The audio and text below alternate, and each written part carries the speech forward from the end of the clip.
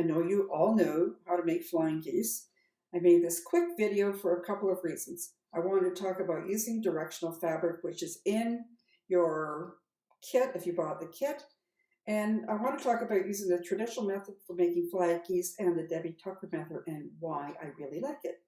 And of course, what's exciting is as I got prepared for this, I already made a mistake. So you can see how if you're not paying attention, the direction of your fabric can go in two different directions. Now you might be happy with that and not worried about it, or you might have come up with a solution where the wings are a solid color and the body of the flying geese is a print, and then you don't have to worry about it so much unless you have to make sure you're cutting it in the same direction. So how do we actually do this?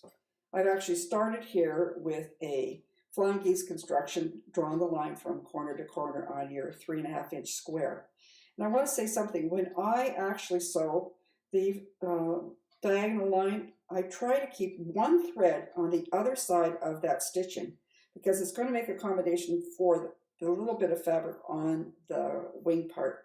And I use my fingers to press it, and I make sure when I'm pressing it straight down with your iron because it's really easy to stretch that.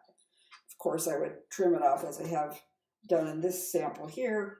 Now, how do we make sure that the fabric is going in the same direction? In this sample here, I've got the little trees going up, and so the other side of the wing, I have to make sure it's going down. And I'll show you why. So we're going to flip back the first one, and you're going to test every time you do it. So now they're going in the same direction. And I want to talk about my reason for using the Debbie Tucker ruler. I took all the care I could to make this flying geese, and I know I slip a lot, so things do happen. And you don't have to use the ruler, but here's what's going to happen. Very often, if you're looking at the 3.5 by 6.5, it's really difficult to always make it catch right underneath when you're trimming. You can make it work, making sure that this little piece is 1/4 inch away from the cut edge, because that's really critical for getting a sharp point. The reason I like the ruler allows you to make flying geese anywhere from 1.5 by 1 inch unfinished to 5.5 to 10.5 inch finished, and I'll show you how it works in a minute. And in her video, she goes through how to use it, and she has a complete explanation of the size of fabric that you need to cut while you're making the flying geese. But this video is all about that directional print, which we were just using with the traditional method of making flying geese. This is the setup that Debbie uses. She lays out her fabric rulers, specifically paying attention to where she lays out the fabric about 1/16 of an inch. This is what it looks like when I start. The direction, I think you can see through the back, is going in the same direction. Here's the next step in the process. You would have cut your first piece in half, pressed carefully to make sure you don't stretch it, and now you want to figure out how to make the direction for each wing going in the same way. And if you're not careful, like I did in the very first one, and you don't pay attention, you will miss out on laying it out correctly. At this point, you make your direction of your fabric piece perpendicular to that one. And I always test this by folding it back, because that's where I'm going to cut it and stitch it to make sure it's going in the same direction. You go that way, and we just flip back the other way. They're going in the same direction. Let me show you what is the next part that I like, and that's trimming with the ruler. Get myself set up here. You remember this wonderful ruler has all its markings on it. I'm looking to trim up a 6.5 by 3.5.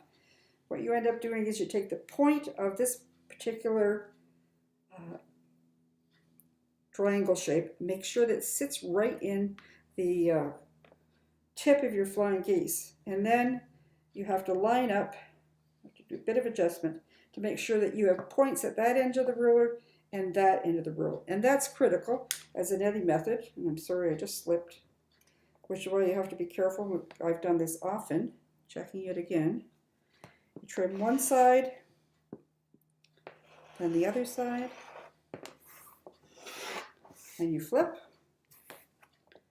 Again, you're going to match the point. We're doing the 6.5 by 3.5. Make sure your points match.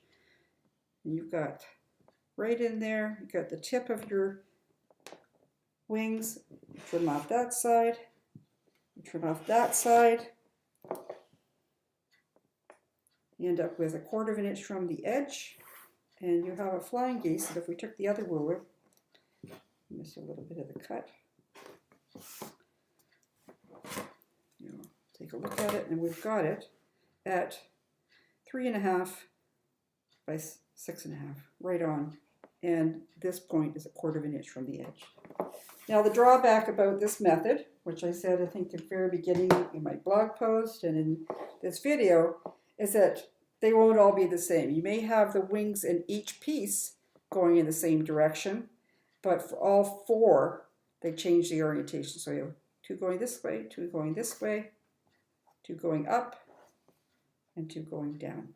If you have non-directional fabrics, or you're not worried about the fact that they're all different, I really recommend that Debbie Tucker ruler because number one, it's fast, you make 4 at a time. And I know people have done that before and there's the same method of layout, but you don't have the ease and kind of the knowledge that when you're done, you have accurate flying geese.